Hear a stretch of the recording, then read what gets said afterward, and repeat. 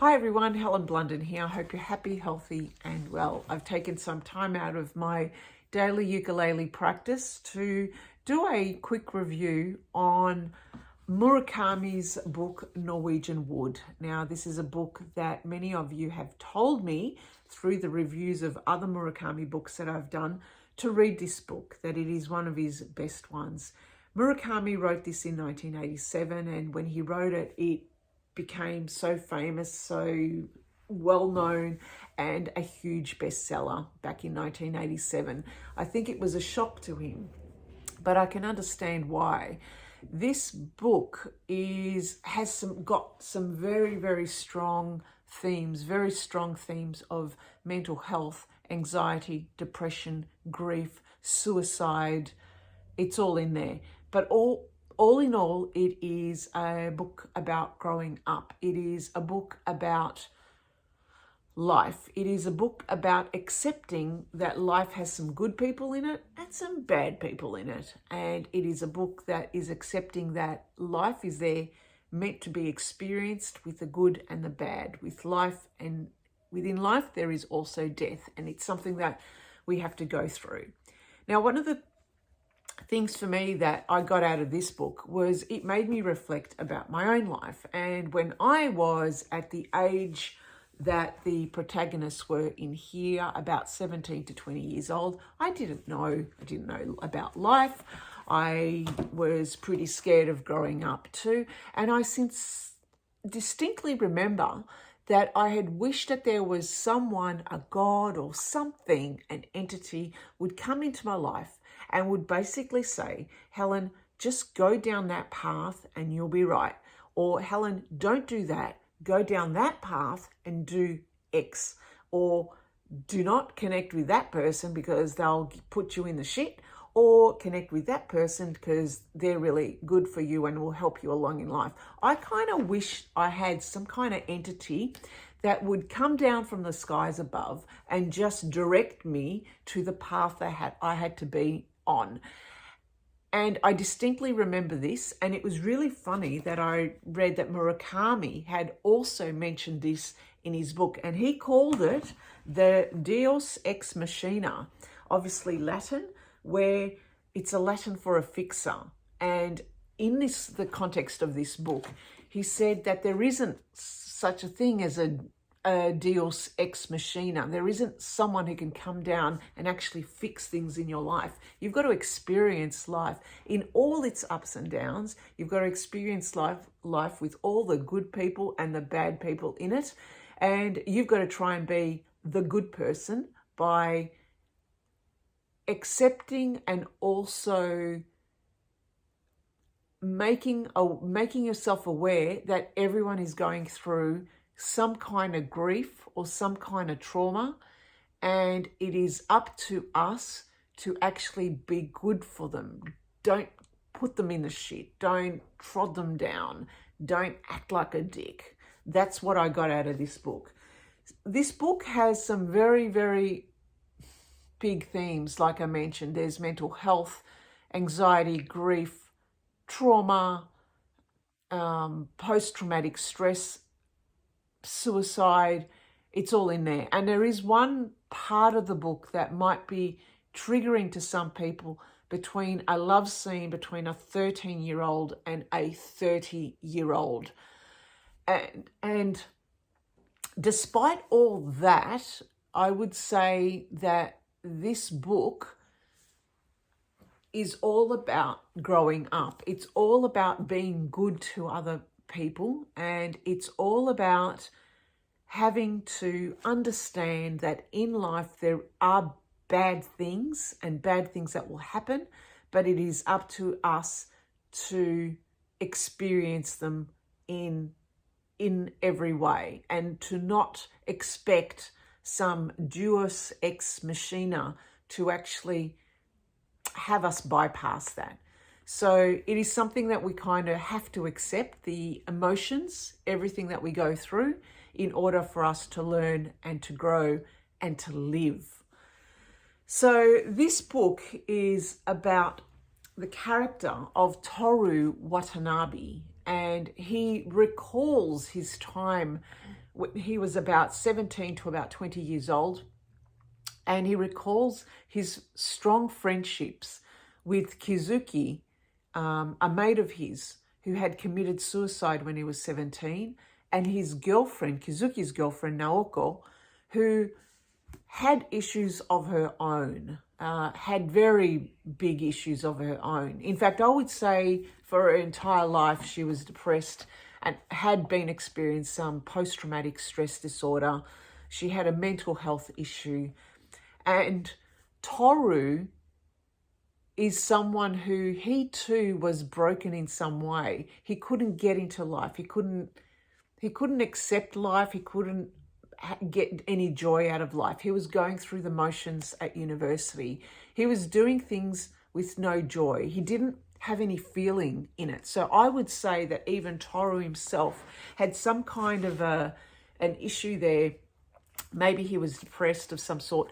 And so with him, Kizuki, and Naoko, the three of them had formed this kind of group that extricated themselves from the world. They cocooned themselves from the world. But that cocoon broke up once Kizuki committed suicide when he was 17.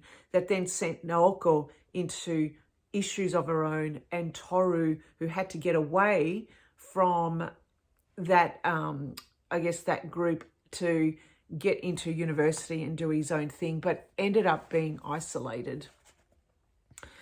It is also Toru talking about his memories of dorm life and being at university and the characters in his life that he came across.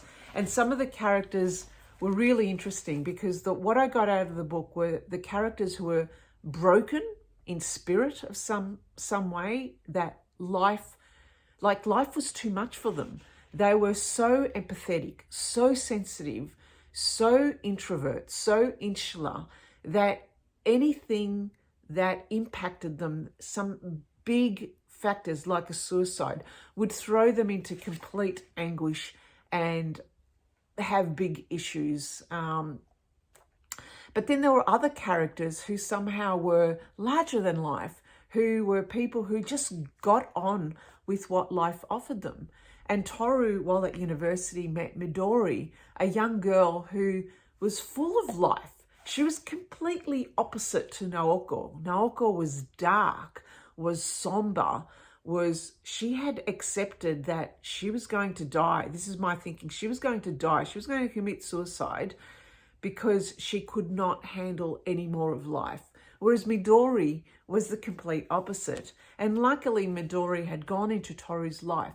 And Midori was someone who just took life as it came to her. She had a sick father, but she didn't let that worry her.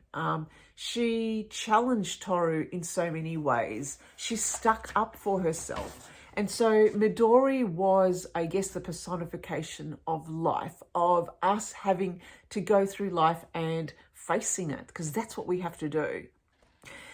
Toru also talked about the different aspects of dorm life with the people he met. So there was Midori, there was his mate Nagasawa, who was someone, I would say, was a bit of a prick. A rich bloke, slept with lots of women, and he was someone who was going to go ahead. He was going to be a big business person in the UN. And to him, it was all about, when life gives you lemons, you make lemonade. So the characters in this book were either bigger than life, who took life at, they take hold of life, but some of them could be pricks about it. And then there were other characters who were dark, somber, anxious and stressed, who simply couldn't handle life and had to remove themselves from life because it was simply too much. They didn't want to grow up. It was a heavy going book because of all these big issues. But the life lessons I got out of this one is I connected with this book in some kind of strange way.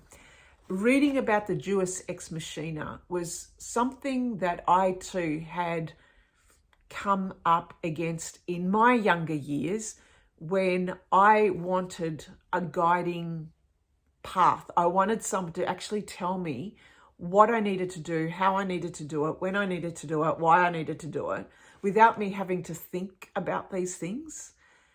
And I realized over time, and obviously as life goes on and you go through some ups and downs, that these are some things that we have to experience, that we might not like it. We're going to come across people who give us the shits. We're going to come across people who gaslight us.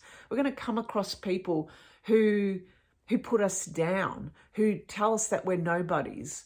And yet what you need to do is you just got to fight it. That's what life is about. And, you know, you'll come out of it. You'll come out of it stronger and better. So to me, it was a book about life. It was a book about accepting death as part of life. It was a book about accepting people on face value and understanding that in life, we're going to have people who come into our lives who are total shits. And it is up to us to recognize their shitty way towards us and extricate them from our lives, extricate their type of thinking from our lives, and for us to go down our own path. But it is a path that we need to go on, and you've got to take down a path and give everything a go, because that's what life is about. Now, it was really also very interesting that the more I looked at this cover, I thought to myself, I didn't understand what Norwegian Wood was about. Initially, I thought, is this a forest? But then I thought, no, it's actually from the song title from the Beatles, because there is a lot of mention of song titles and classics, as is usual for Murakami books. I read this book. Every reference of music that came by, I would put the music on to just kind of get into the gist of things.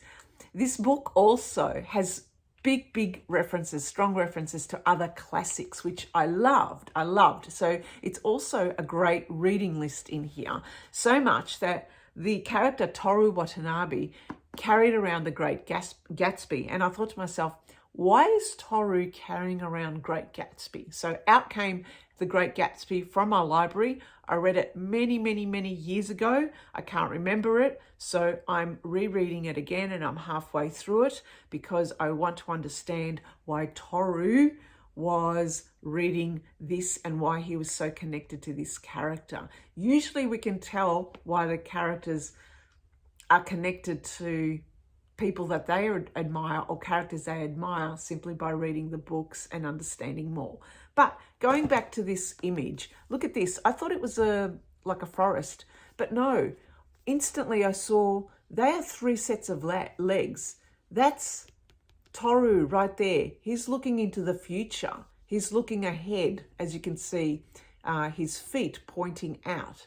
But look at these 2 sets of legs. Kizuki and Naoko, who had both committed suicide, they are looking backwards. They are looking back to the past because they cannot face what's in the future.